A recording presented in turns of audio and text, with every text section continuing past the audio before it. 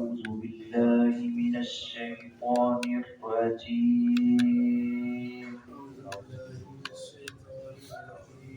بسم الله الرحمن الرحيم.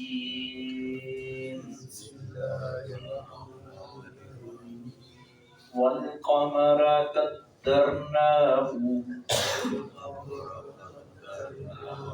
منازل حتى عاد كالأرجون القديم.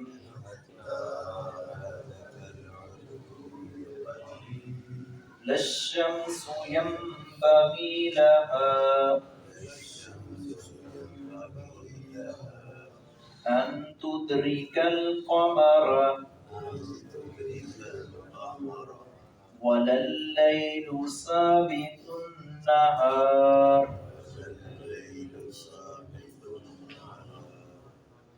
وكل في فلك يسبحون.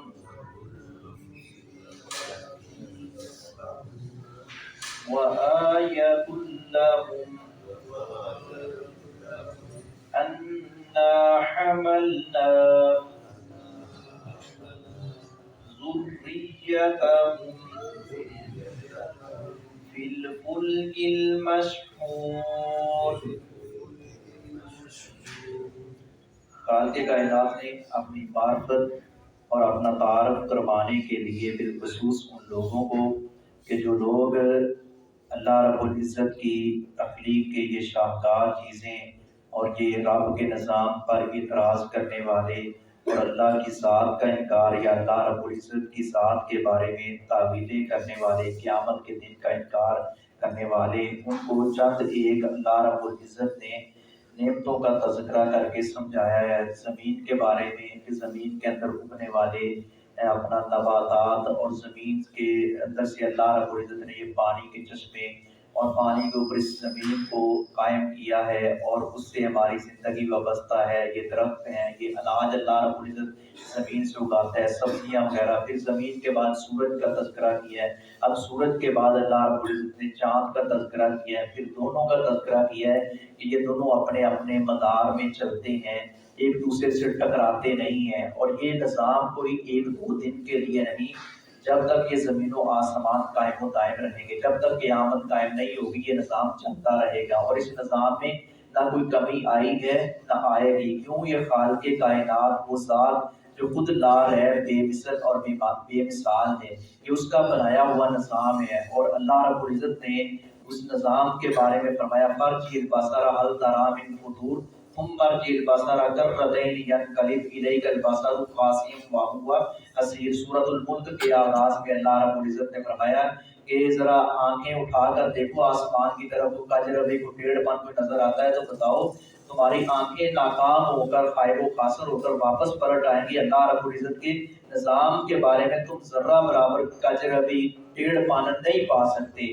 تو یہ اللہ رب العزت نے نظام بنایا ہے. اور پھر یہ پانی کے اندر، سمندر کے اندر چلنے والی کشتیاں جو ہیں، وہ پانی جو ہلکی سی سوئی کو بھی نہیں اٹھا سکتا، وہ پانی جو لکڑی کو، اللہ رب العزت نے کشتی. اور کس طرح اللہ رب العزت نے یہ انسان کو فن دینے والی ذات کون سی ہے؟ اللہ رب العزت کی ذات ہے. اللہ رب العزت نہ چاہے تو یہ کچھ بھی نہ کر سکے، اور یہ اللہ کے حکم کے تابع ہے. اس نے مسخر کیا ہے تمام سواریوں کو ہم سب کے لیے، جن سے ہم فوائد حاصل کرتے ہیں. والقمر، اور چاند، قدرناہ، ہم نے مقرر کر دی ہے منازل، اس کی منزلیں. چاند کی منازل کس طرح ہم دیکھتے ہیں کہ چاند جب پہلے دن نکلتا ہے تو وہ بریک سی ایک تار سی ہوتی ہے، اور اتنی اس کی روشنی بھی نہیں ہوتی، آہستہ آہستہ بڑھتا جاتا ہے بڑھتا جاتا ہے. پھر 14ویں رات کا جب چاند ہوتا ہے خوب چمکتا دمکتا خوبصورت نظر آتا ہے، پھر وہ کم ہوتا ہوتا پھر وہ اینڈ پہ آ جاتا ہے. ایسے وہ منازل طے کرتے ہیں. سورج کے بارے میں ہم نے پچھلی آیت میں پڑھا ہے، اور اس میں حدیث میں بھی آتا ہے نبی صلی اللہ علیہ وسلم کہ سورج بھی اللہ کے عرش کے نیچے جا کر جھکتا ہے، سجدہ کرتا ہے، اللہ سے اجازت لیتا ہے. کیوں؟ یہ اللہ کی مخلوق ہے. سورج بھی اللہ کی مخلوق ہے، چاند بھی اللہ کی مخلوق ہے. یہ ستارے ہزاروں لاکھوں اربوں خربوں ستارے اور سیارے، یہ سب اللہ رب العزت کی مخلوق ہے. منازل، اس کی منزلیں، حتی آتا یہاں تک کہ ہو جاتا ہے کل ارجون القدیم، پرانی ٹیڑھی شاہ کے مانند. شروع سے یہ سفر کرتا ہے اور جو اوپر پر جاتا ہے پھر اس کے بعد وہ پرانے ٹیڑھی شاہ کی مانند وہ بریک سا ہلکا سا رہ جاتا ہے اور دوبارہ پھر نئے سرے سے نکل کر آتا ہے. للشمس نہ سورج للشمس ینبغی نہ سورج کے لائق ہے لہا اس کے لیے ان تدرک یہ کہ وہ پکڑ لے القمر چاند کو. سورج کی یہ مجال نہیں ہے، مجال ہے کہ وہ چاند کو پکڑ لے، ایسا نہیں ہے، وہ پکڑ ہی نہیں سکتا. یعنی چاند اپنے طریقے سے اپنے حساب سے چل رہا ہے، سورج اپنے حساب سے چل رہا ہے. سورج جو ہے وہ چاند کے اوپر ٹکراتا نہیں، چاند سے ٹکراتا نہیں اور اپنے مدار میں چلتا ہے.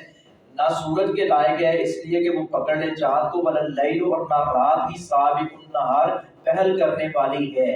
یہ رات آتی ہے تو رات کا ایک ٹائم ہے، دن کا ایک ٹائم ہے. یہ نہیں کہ رات جو ہے وہ اچانک نمودار ہوگی، دن چڑھا ہوا تھا اچانک رات پڑ گئی، ایسا نہیں ہے. یا رات تھی اچانک دن چڑھ گیا، نہیں، اس کا ٹائم ہے، اس کے اوقات ہیں. اور اللہ رب العزت نے یہ سب کچھ جو ہے ایک پورا نظام بنایا ہے جو ایک خوبصورت نظام ہے.